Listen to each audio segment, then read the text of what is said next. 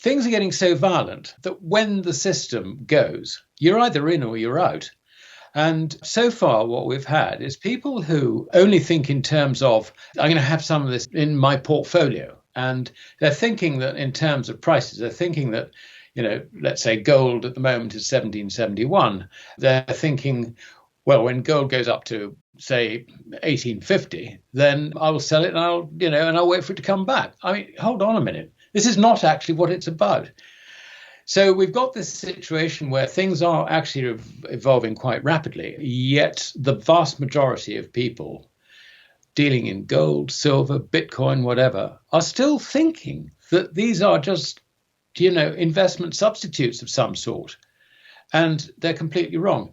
Now, this has led them, of course, to not caring what form of gold or silver they actually own. And I think we'll probably come on to this a bit later. But if you find that, if you're just having a punt, then okay, go and buy some paper silver or paper gold or whatever. But if you're insuring against a rapidly deteriorating future for paper currencies, you've got to think again.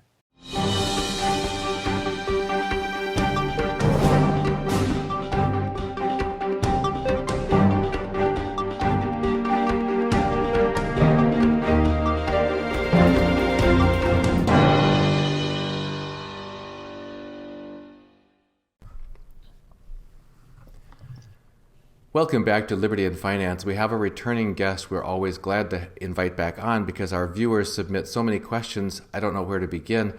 This is Aleister Mccloud. He's the head of research at goldmoney.com, and he's joining us this Monday, April 19th, 2021. Aleister, thanks for coming back on.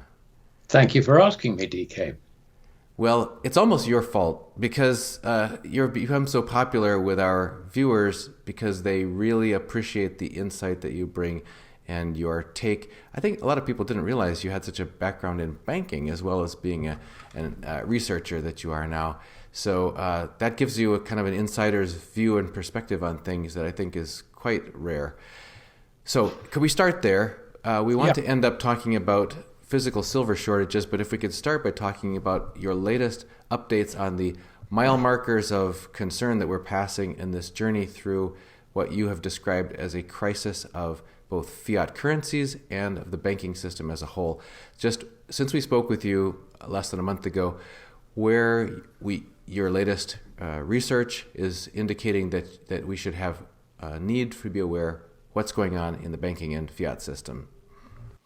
Yes, indeed. There is sort of real specific news at the moment. I think probably just look, the problem with markets is they're completely broken. And normally we would turn to markets for signals that something is happening or likely to happen or whatever. But given that they are totally broken, within that context, I would say that the improvement in gold and silver prices tells me that the bullion banks can drive prices no lower.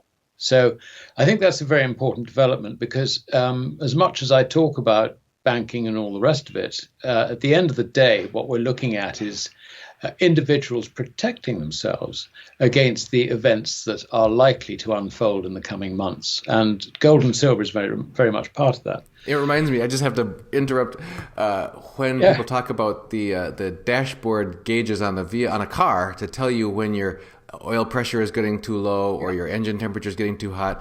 And you mentioned that normally we rely on healthy, functioning, natural markets to inform us of what's going on. But when there's tape covering up the alarm lights on the dashboard of our vehicle so that we don't get the initial alarms, we have to wait for the smoke to start coming out of the hood underneath to find out when the engine's really gone completely wrong. I think it's worse than that. I think basically the mechanics have unplugged all the senders that give you the information. So, you're driving there completely blind. But there are a few things I think we can look at, and gold and silver prices is one of them. Now, it's a heavily manipulated market, so you have to work your way around that. But it does appear to me that we're getting a signal from gold and silver that they are going no lower. Now, that being the case, it would seem to me that in time it's going to bring, if you like, certainly an emotional pressure, perhaps something slightly stronger, against fiat currencies. And I noticed, for example, today that the trade-weighted dollar fell quite sharply. It fell by about 0.5% this morning. I mean, it's something which I would expect to see the dollar a lot lower in the coming months, basically. Though I am aware there are people who are still trying to talk it up on some sort of cyclical basis. The other thing that's interesting is Bitcoin. Bitcoin hasn't really followed through as everybody would expect. I mean, only 3 weeks ago, you had all these sort of wonderful billionaires saying, "Oh, it's going to go to $250,000 or $1 million, or you'll be able to buy a Lamborghini with it at the end of the day," or whatever. All these wonderful stories. But it doesn't seem to be going anywhere. I mean, it looks to me like a rather tired bull market, if you like. And certainly, I mean, if you look at the psychology behind it, now, this could well be wrong, but if you look at the psychology behind it, we see that this is very much the sort of bubble, if you like, which was described by Charles Mackay back in the, 1820s, 30s, whenever it was he wrote, about the madness of crowds. I mean, that's basically the situation. I put out an article last week explaining why Bitcoin will never, ever be money. And I put, I made a number of points. I mean, the most important point is that central banks don't own it. And, when fiat currency goes, they have got to replace the fiat currency with something. The only thing they own is gold. So the only thing they can actually practically do to stabilize their currencies is to turn them into gold substitutes. Now, it'll be nowhere near current levels in terms of relationship between paper currencies and gold. I mean, whether it's $100,000 or what, I don't know. But what we're seeing, I think, is the buildup of dynamics which really are moving towards the collapse of the purchasing power of fiat currencies. Now, that being the case, if you're going to mess around and sort of think, well, I'm going to wait for it to come off $20 because my chart says it might come off $20. I mean, you're doing completely the wrong thing.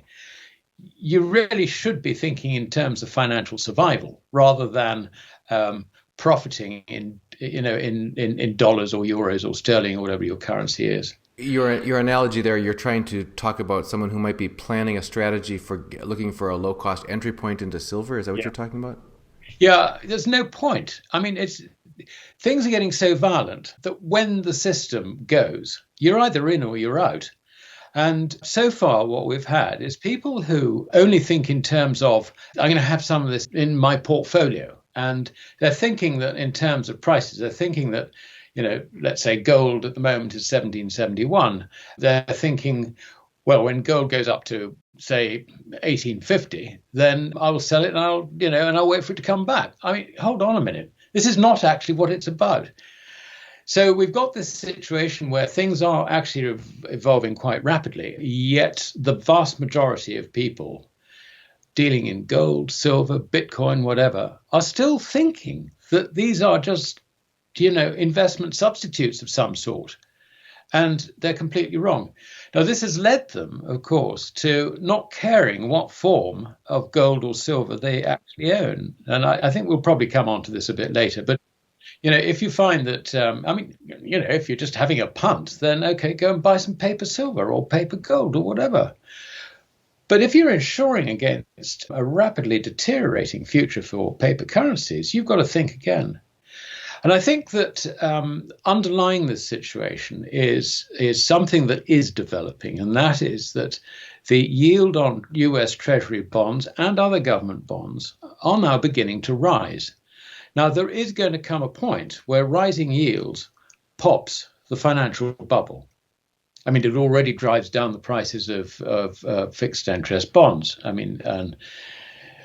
suppose there will come a point where a very highly geared bank, say in the Eurozone, finds that their losses on national currency, national debts, if you like, within the Eurozone is enough to wipe them out. That could well happen because some of these banks are hugely, hugely geared. I mean, that is not a problem in America. America has been a lot more sensible in terms of bank leverage. But if you do get rising interest rates, then I can see that bubble pops. And when that bubble pops, because it has been puffed up by printing dollars, which is what QE is, then you can see that it'll take the currency with it. So I think we're in a bit of a sort of lull at the moment, but the thing to watch is rising bond yields. And I think they will start going up again. I think you'll find that on a trade-weighted basis, the dollar will suffer relative to the other currencies. I mean, the only reason it'll suffer relative to other currencies is because all the foreigners own masses of dollars. They don't own masses of the other currencies. The dollar is the international currency. It is over-owned, therefore, and it's the one that's going to be sold first. And of course, the other thing that we watch in this are commodity prices. I mean, are we going to see a wonderful economic recovery and a huge demand for commodities and all the rest of it? Well, a little bit maybe, but I think it's being over-egged because we hear about the people who have got money and are ready to spend it, but we don't hear about the people who haven't got jobs, who are more or less on subsistence levels of living. And that is probably 60-70% of the people, the wage earners who have been affected by this COVID problem. We don't hear anything about them. I mean, the mainstream media make their money out of the middle classes. And guess what? The middle classes have come out of this, like lawyers and doctors and all the rest of it and accountants. They've come out of this sort of relatively well, certainly compared with, the sort of the low paid, the retirees who've got fixed pensions and things like that. So, we're very much seeing one side of the story. So I would ask everyone to just look a bit more holistically at the whole situation.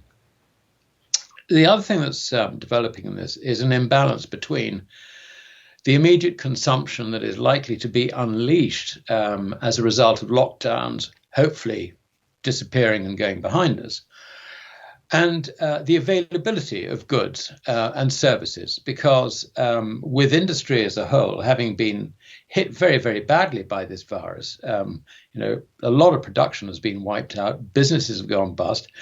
Not so much at the big level, but, if you look at small businesses, local businesses, they've been very badly hit by these lockdowns. So, I think what we're likely to see is, if you like, a limitation in terms of available product once things get going. And of course, there's only one thing that happens when you see that, and that is that prices start rising. And it's inevitably the consequence of having printed an awful lot of money, try to put that in the economy, and then wondering why it is that prices rise. That is why prices rise. There's just too much money in the economy. Now, having said that, if you analyze what the banks have been doing, they've been expanding their balance sheets into buying government debt, agency debt, essentially financial things, if you like. Whereas when it comes to the loans and leases that go into the non-financial private sector, that hasn't increased at all. So what we're going to see is, if you like, a starvation of funds going, for investing in production and all the rest of it. They're going to be short. The economy is going to be short. So it's not going to be able to respond quite in the way in which people think. So we've got a lot of these cross currents, I think, to think about. And it's a situation which for a student of economics is fascinating, but it's rather like the fascination of, watching someone in the stocks, if you like, and throwing bread rolls or stones or whatever you throw at them. It's not going to be pleasant. It's fascinating, but it's not going to be pleasant. Oh, in the stocks, you mean the pillory with I understand now. Exactly. I misunderstood. I thought you meant equities. Okay. Mind you, what happens in financial stocks may be similar. Uh-oh. Now, in the past, I want to give you credit because you have, it seems recently, a reputation among people who are enthusiasts about cryptocurrencies as someone who comes off seeming to not understand or appreciate in their eyes the true meaning and nature and future of cryptocurrencies. I have to remind them that for the past couple of years, you've been telling our audiences that they should consider dollar alternatives and fiat alternatives as you saw the weakening and worsening condition and the increasing risks in the banking system and in the fiat systems worldwide, not just the dollar. And you've been telling people, make sure you have ownership of precious metals, gold and silver. Make sure you have considered ownership of a high quality cryptocurrency or dollar alternatives such as Bitcoin. And then recently here, when you've talked about bubbles or mania, they might be taking it hard thinking that you're talking about them when you're talking about those who truly are just speculating, who just see something moving and want to jump onto something that has some momentum or has some crowd support behind it and not really have that vision of the future and what it potentially is. But you've gone further and analyzed the definition of true money and not finding it there. So I encourage people to look up your writings on that. We'll put a link to your article in the description of this video, and we'll give you a chance at the end to explain to people how they can get to that. You also mentioned in passing commodities. People are asking about copper and why are these commodities just burgeoning now? The price seems to be so increased. Some people have told us it's because of fractured supply chains, which you have talked to us about as well.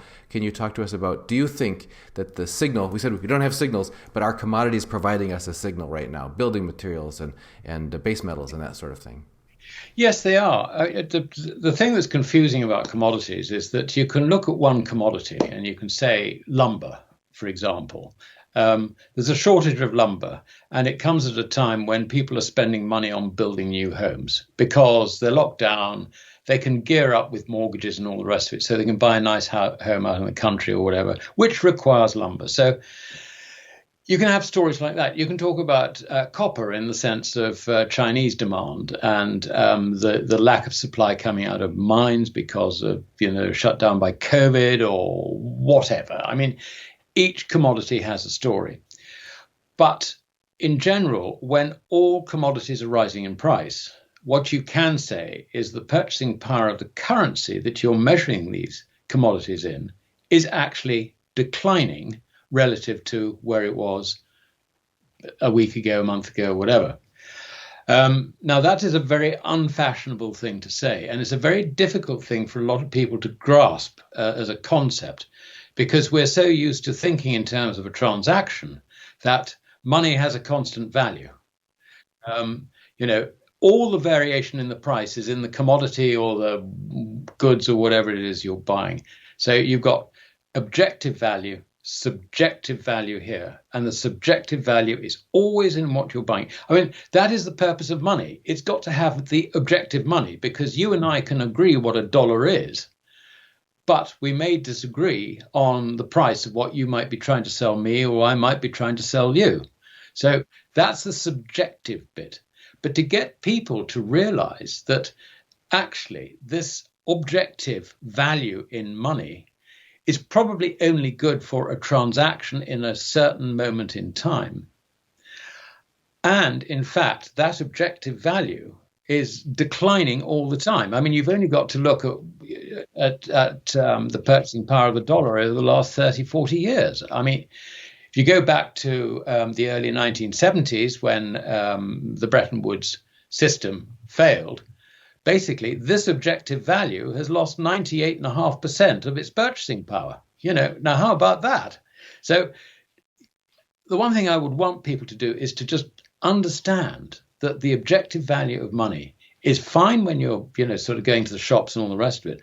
But in realistically, you've got to understand that it's not a constant and it is losing purchasing power. Why? Because the quantity of money in circulation tends to increase. And it's increased very substantially since those days in 1971 when Nixon temporarily removed the dollar from the gold standard or the Bretton Woods arrangement. I mean, we're still waiting to go back in, but no chance of that happening. So I think that's the very important point, to understand that it's not so much the commodity prices rising. I mean, when they more or less all rise together, I mean, they're going to move at different rates. But what that is actually telling you is the purchasing power of the dollar measured in commodities is actually falling. And that's the way to look at it. And it's also the way to look at gold and silver because, as, if you like, a hedge, if we can put it that way, against the dollar, or a hedge against problems in the future, as the mainstream media like to put it. Actually, what's happening is that the purchasing power of gold and silver, while there's some volatility in the price, is a lot more constant than the purchasing power of the paper currencies. Right. And actual purchasing power, right. Mm-hmm. Yeah. So, if let's say we talk about gold going up to, well, pick a figure, $2,000, $3,000, whatever, we're not actually talking so much about gold going up, but we're talking more about the paper currencies going down. And I think once you can grasp that, then you will understand enough to begin to protect yourself by not taking the view, I'm buying Bitcoin or I'm buying gold because it's going to go up and I'm going to make a profit, because I measure my portfolio in dollars or whatever it is. And, at the end of the day, it's dollars that I'm interested in. I want more dollars. That is the mistake of investment. What we really need, I think, is, now that the way things are very definitely going, is a degree of insurance against the complete collapse of paper currencies. That, I think, is the way to look at it. Now, you mentioned the word protect yourself in that description. And again, our viewers have heard me say this before, but I'll say it again because it's important and it's related to everything you just said, is that this is not a new phenomenon. The debasement of fiat currency that's been going on for a century and a quarter, at least in the U.S., since the founding of the Fed. And my grandfather, my mother, and others who lived through the Great Depression railing against the active role of bankers and government in not only allowing that to happen, at least perhaps making it, accelerating it, or planning it, or whatever. We have a question from Truth Monster. It says, we the people will we ban central banks? They are criminals. They failed to maintain the purchasing power of their money by printing it into oblivion. We decide what money to use, not central bankers. They should be in the International Criminal Tribunal in The Hague for crimes against humanity. And so it goes on and on. But this is, in fact, a very, very serious impact on people's lives and livelihood, is it not? It certainly is. And, I sympathize with the sentiment of your viewer, but no, central banks aren't going to end just like that. Central banks will continue. And I mean, what we hope is that they would modify their role so that all they do is they manage, if you like, a fixed gold substitute rather than a fiat currency, and refuse to issue more money without having the gold backing. And this is actually one point which I think is important. These central banks are not going to go. They're going to have to be re-educated. Now, whether they are re-educated because suddenly they see the light, or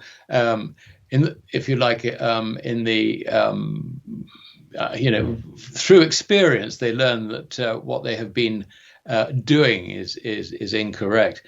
I don't know, and it's not going to be an easy process. I mean, I don't see central banks just turning around on a dime. And remember, the politicians are involved in this as well, just turning around on a dime and accepting the days where they just can't, sort of stimulate the economy by printing money. I mean, I can tell them why it doesn't work, but they won't listen. It's as simple as that. They're on they're on a completely different planet. But they're not going to disappear overnight. And this is the point I make about the money that will follow fiat currency. There's only one thing that the central banks have, which is non-fiat. And I'm not talking SDRs, that is fiat. And I'm not talking about central bank digital currencies, that is fiat. But I mean their gold reserves, which they've got. Central banks have got from nothing to quite a lot. And America apparently has got 8,132 tons last time I looked at the figures. But whether it's there or not, We will find out in due course. But central banks will do the one thing at the end of the day, and that is they will have to stabilize their situation by using their gold reserves to back the currency. And the only way that can work is to have a gold standard which allows you and me to swap dollars, or in my case, pounds, for coinage, physical coinage. I'm not talking about a bullion standard, which I'm sure they will probably prefer to go to, but a coin standard. That is desperately important. And it won't happen everywhere. There will be some currencies which really fall by the wayside. And I feel quite confident in that statement, but obviously ahead of an event, I can't tell you which ones are going to fall by the wayside, because you've got this huge re-education process, and they're not all going to get the message. They don't even understand commercial banking, for goodness sake. I mean, this is just ridiculous. They have so much to learn. And I'll tell you a story about commercial banking, and that is they think commercial banks are intermediaries between depositors and borrowers. They're not at all. Commercial banks basically create credit out of thin air, and they don't need other banks in order to recirculate it, which, basically it's just a book entry. I mean, isn't it wonderful to think that you can actually have a business where you just create money out of two book entries, one on one side of your balance sheet and one on the other, and your balance sheet has suddenly, in terms of assets, increased, and it still balances. I mean, it's just out of thin air. This is what they do.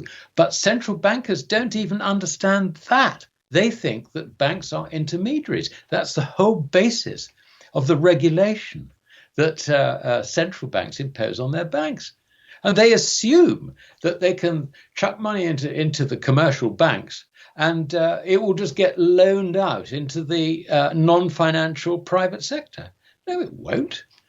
It will only happen if it suits the banks to do it. So, I can tell you, central bankers do not understand commercial banking. They got no idea at all. I suspect that part of the move towards central bank digital currencies is an understanding that they need a greater degree of control over where where their money goes. And this is a very good way to do it. But it does mean bypassing the commercial banks, and it means that everyone, you, me, everyone we know included, will have to have an account at the central bank. And we will be fed digital currencies, which have no more standing than a fiat currency. I can't help but think that some of what you described there might be idealistic in saying that, oh, they just need education, they just don't understand. It's like, when someone has what they believe to be or have experienced to be almost unlimited power because they can cause wealth to be transferred by dilution and by that sort of thing, then saying that all they need is some education to know that they shouldn't do that, it seems naive. I mean, in the sense that, why wouldn't they just run that same playbook again? If they've been running that playbook for decades, if not centuries, isn't that one of the reasons we were founded? You're on the other side of the pond there. Wasn't that one of the reasons that the American colonies wanted to split off from England, was to get free from the Bank of England and all the painful effects on their lives and on their livelihoods of the European banks? I think it was more the taxes that they wanted to get. That's part of it. But we tried very hard not to get a central bank. When I say re-education, I know it's a very simplistic statement, but there's so many fallacies in macroeconomics. Actually, the whole subject has got to get dropped. Now, that's not it's an easy thing to say, but just imagine the circumstances whereby that happens. The only way it can happen with any speed is in a currency collapse, because when your currency goes, you've lost all that power in terms of, whether you're thinking in terms of transferring wealth or stimulating the economy or whatever. You've got that moment, you think, oh my goodness me, what on earth do we do with this?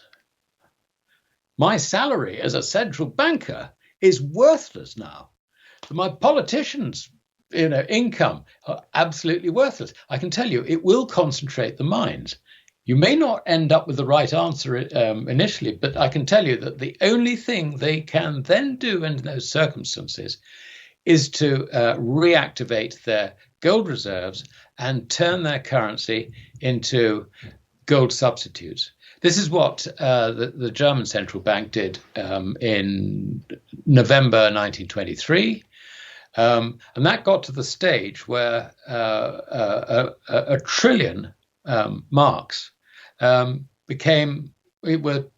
sort of worth one of the new paper marks, which was meant to be sort of based on the gold mark. So that was 1 trillion to 1. It took a little while to happen.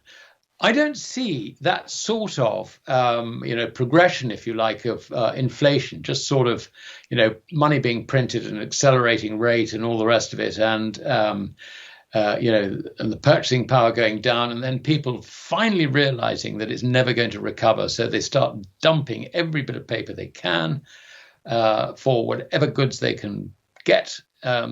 Even goods they don't need. Mm-hmm. I mean, that's the sort of crack up boom. Just to have something real, yeah. Mm-hmm. Just to get rid of the paper. Mm-hmm. I mean, we're talking about the examples quoted where, chap arrives at a shop with a wheelbarrow full of marks. He goes into the shop to try and secure a price for something, comes out, finds the wheelbarrow stolen and the marks on the pavement. That's the sort of situation which we're going to move towards, or we could move towards. I think a more likely way in which the currency collapses is probably a lot more immediate, and that is the example of John Law. And I know I've mentioned this on your show before, who basically puffed up the value of one financial asset, and it was basically the only financial asset in France at that time, and that was his Mississippi venture. And he puffed it up basically by printing money. In doing that, he tied the future of the currency to the bubble, and when the bubble popped, the currency went with it.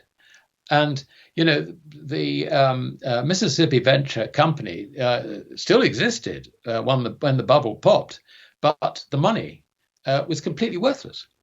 And I see so many similarities with that, except this time we're doing it on a global scale. I mean, it's far bigger, and we don't have the get out, if you like, of a sound money in another country. We can't sort of suddenly say, well, the dollar goes down the pan, but the euro is stable. That's all right. Because once the dollar goes, all the paper currencies are going to go with it. It's almost impossible to see a situation where a collapse of the reserve currency doesn't take out the whole of the fiat currency complex. The other thing that's given me concern about the assumption that they will be forced to turn to natural, truthful, sound, such as gold-backed, in order to reestablish confidence on the part of the populace and so on, is that we've certainly seen demonstrated in the past year something that's been demonstrated prior to that, and that is that by utilizing a fear narrative and proposing, here's the solution, you can make huge illogical leaps, and you can do things that don't make any sense for the good of the ordinary person, and you can do things that are completely non-scientific because you're quote-unquote following the science. So yep. Isn't it quite just as possible that they'll come up with this, now you've got to get into the Fed coin because it's the only thing that's going to save us, or whatever, and just launch off again, and people not realizing, putting the dots together, that wait a minute, they've just restarted a whole new fiat thing, or just thinking, oh good, there's some, we're being saved, and just follow the narrative and go on into the new system, accepting it blindly? It's possible, but I mean, history tells us that when the government, the authorities come up with a new type of fiat money, it doesn't actually take very long before it collapses. I mean, the classical one, which is most people discussing this mention, is the French assignat, which occurred at the time of the French Revolution. It was brought in by, if you like, the Parliament under the King at that time. It went through the revolution, and incidentally, it's a very important point to realize that the French Revolution, we think of it as, it was the the peasants rebelling against authority and all the rest of it. Yeah, but it was actually driven by a collapse in the currency. The assignat was going down the pan. And the answer for the revolutionary government was to introduce a new form of money called the mandat territoriaux. And that lasted 5 months. Bang, just went. So, the answer quite simply is that we've got to get back to a form of money which is sound. Now, I don't mean a form of money that is inflexible. It's got to be flexible. And one of the points I made in the article we were talking about earlier is that if you look at gold, monetary gold under the current definition, gold held by the central banks, is around about 35,000 tons. There's a certain amount of double counting in that, but let's ignore that for the sake of this discussion. You have privately held bars of gold allocated in various accounts around the world. I mean, Switzerland is a center for holding these bars. Governments also, outside their monetary gold, also hold significant quantities of gold. And I'm as certain as I can be that China has a figure like another 20,000 tons of gold, which she hasn't declared, and so on. But there is an awful lot of non-monetary gold. And if you include all the jewelry, which is sort of, around the wrists and necks of Indians and Chinese women and all the rest of it, I mean, what we're looking at is the total monetary gold at the moment is probably 40% of above ground stocks.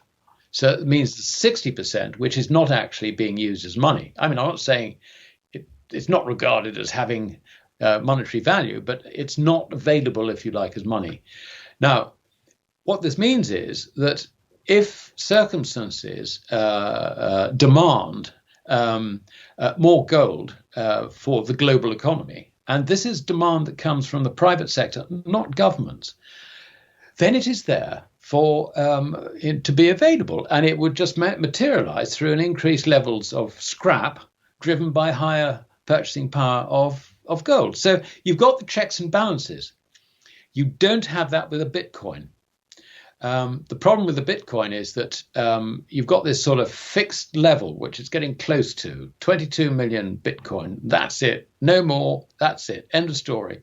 So if you have that situation, just imagine that you've got to, you decide that you want to manufacture something, let's say a new form of running shoe. Okay. Now it's going to take you time to design it, to build the factory, to assemble the materials, get the people in to do the labor and all the rest of it, before you sell one pair of shoes. You need to borrow money in order to do that. Let's say that this is a 2-year project. Now, you can see what the price of your shoes are measured in Bitcoin today. Now you've got to try and do your calculations and work out what is the price of the final product in 2 years' time measured in Bitcoin. We have a problem. Because of the scarcity of Bitcoin, it is likely that the price will be considerably lower than the price today. Now, if I'm going to borrow Bitcoin to finance my production, then I'm going to end up with Bitcoin at the end of 2 years worth considerably more than it is today. And I've got to repay that money. And the purchasing power will have risen. So, the price in Bitcoin of my shoes that I'm manufacturing will be down. Now, so we've got a situation where you can't even work a bond market on that basis. So this idea that sound money is just, fixed quantity and that's it, no further. No, it's completely impractical. And this is a point that, all the sort of hodlers actually have missed completely in their enthusiasm. Sound money has to be practical. And that was the strength of gold, because it was practical. There was always the feed coming in, and you always had a reserve of gold in non-monetary use, which could be drawn upon if circumstances permitted. You mentioned a couple of times people wanting to get out of paper currencies and into into anything other than anything other than fiat, something real.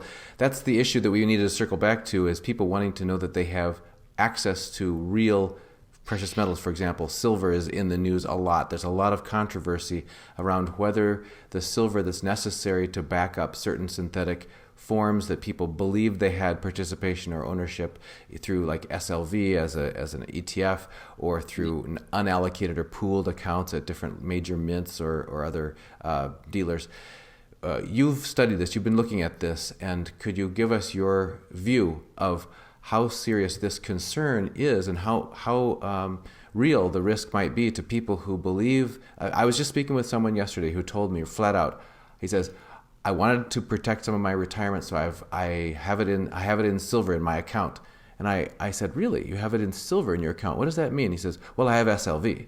And that started a whole new conversation. So what do we know about the reality of availability of silver, or the ability for people to put their hands on it if they're participating in these unallocated, pooled, etc.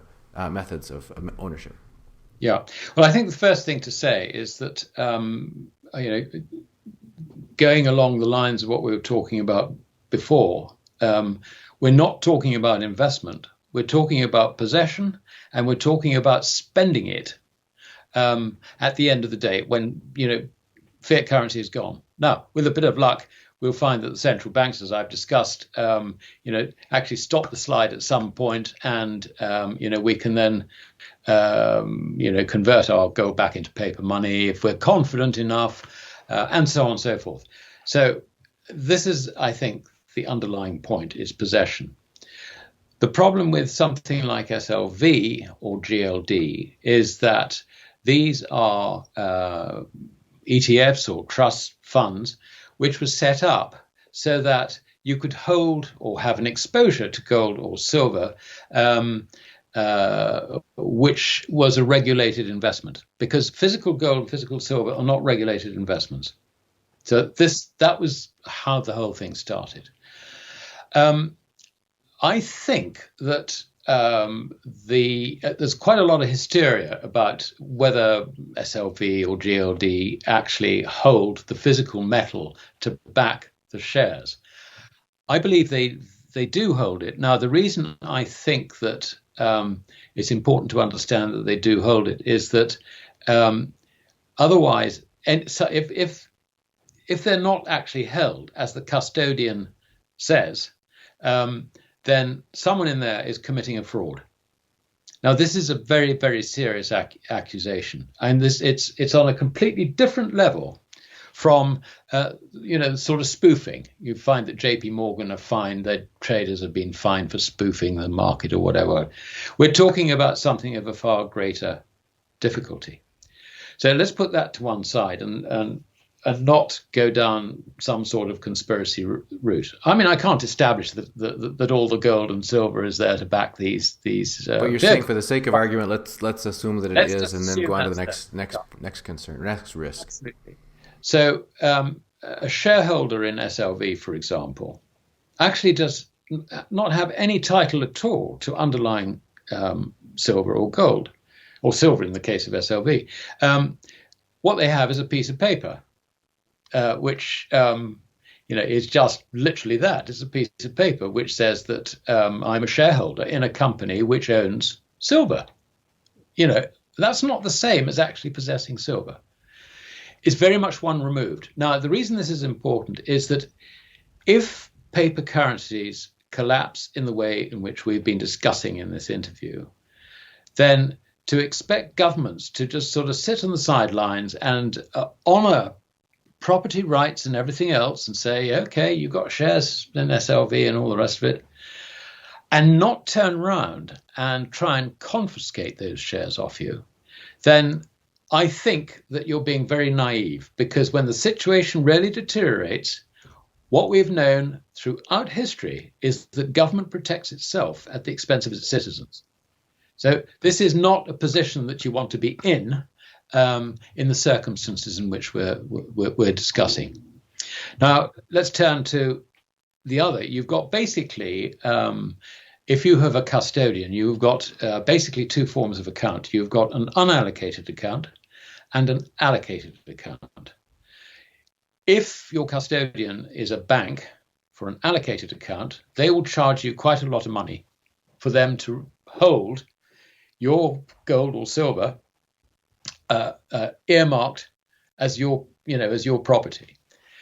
What they rather prefer is that they take your gold and silver and give you an unallocated account. Now that allows them to gear up on their trading books because they have got your gold or your silver to deliver into the market, but you are now a creditor of that bank if things go wrong. Now, this is something that confuses me because there have been reports recently that non-banks have been running at the same time unallocated accounts and allocated accounts. Now, I would have thought that if you're going to do that, you need a banking license. Yet clearly, these operations do not have banking licenses. Now, I think this is desperately important because if you're going to entrust a non-bank with your gold or silver, now whether it's a pooled account or whether it's, your numbered bars, and they're just acting, let us say, like giving you access, if you like, to the global faulting system. That's one thing. But I think to have a situation where you have a non-bank which is offering both unallocated and allocated services, I would be very, very suspicious of that operation. It is absolutely fundamental that anyone offering an allocated bullion service does not get involved in any way with unallocated accounts. Because the temptation for a business, which may be more lightly regulated than a bank, to act like a bank, insofar as what it does is it says, okay, right, I'm going to move some of this gold or silver out of the allocated account, which means that it becomes unallocated. The temptation is just too great. And I'm really surprised that this sort of thing is permitted at all. There's been allegations raised against people like the Perth Mint. Now, I think the Perth Mint are probably sort of as a quasi-government operation. Yeah, the backing of the West Australian government. Yeah. I mean, they could probably legally do it. But when you get another operation, which I think it would be wrong of me to name, but John Adams, who's been on your show, has done extraordinary work, I think, uncovering this sort of thing. I mean, another Australian operation, which offers allocated and unallocated accounts, just cannot deliver the metal. So where's it gone? I mean, for goodness sake, it's either there or it's not there. So you can see how this is very, very dangerous. And I would avoid getting involved with any operation that offers you an unallocated account. I guess that's back in that spirit that you were mentioning before of if it in turn becomes fractional reserve in nature, just like you were saying with fiat banking, that people need, if they want to know that they know what they have and that they can get at it when they need it, especially if times get tense, then there's only one way to know that, and that's to know that where yours is and how you can get at it. Yeah. No, I mean, there is a role for pooled accounts. I mean, very, very definitely. What I would suggest is that in the circumstances that we foresee of a collapse in the purchasing power of fiat currency, that you have some gold and silver available directly to yourself. You sort of in your possession. But if you're going to have a couple of $1 million worth of this stuff in your possession, I mean, you've got a real security issue, and you've got to think very carefully about what you do with it. And it's at that stage, I think, that having a vaulting facility outside the banking system, it's got to be outside the banking system, because when a bank goes bust, you don't want to argue about that's my property. No. It's got to be outside the banking system, and it will give you access to international vaults, properly insured, and to the best standard. What you won't get is the ability to go and look at your gold or silver, because these vaults do not let members of the public in for obvious reasons. We look at, gold money, for example. We only do, and I say we only do storage of gold and silver, platinum group metals for our customers, and it's outside the banking system. It's in the international LBMA member vaults. We offer locations around the world so that you can, if you live in one country, you can have it stored in another, just in case you've got a government that tries to take it off you. And you have the opportunity to either give it to the government or leave the country. Things are going to get that serious, in my opinion. So, there is a role, I think, for what has been called these pooled accounts. But never, ever consider running a pooled account with an operation that at the same time offers you unallocated accounts. Never, ever do that. You are getting yourself into the same situation as asking a bank to look after your gold and silver without the protection, for what that's worth, of a banking license and banking regulation. So that, I think, is probably the best advice I can give anyone in this situation. Well, we have dozens and dozens more questions, but only about a minute left. So we're going to have to circle back with you sooner than we did this time, because there's so many questions here on the lack of reporting of the M1 supply by the Fed and so on, and everything that you had alluded to in passing that we didn't get a chance to press on. So we just want to thank you. And now this is your chance. Please tell people where they can find out more of your research reports that you do put out on a regular basis. Goldmoney.com, and hit the research tab. I write an insight article, which is published every Thursday, at the moment it's going out sort of late morning EST. And on Friday, I write a market report, which is published about the same time. So those are the 2 days, if you like to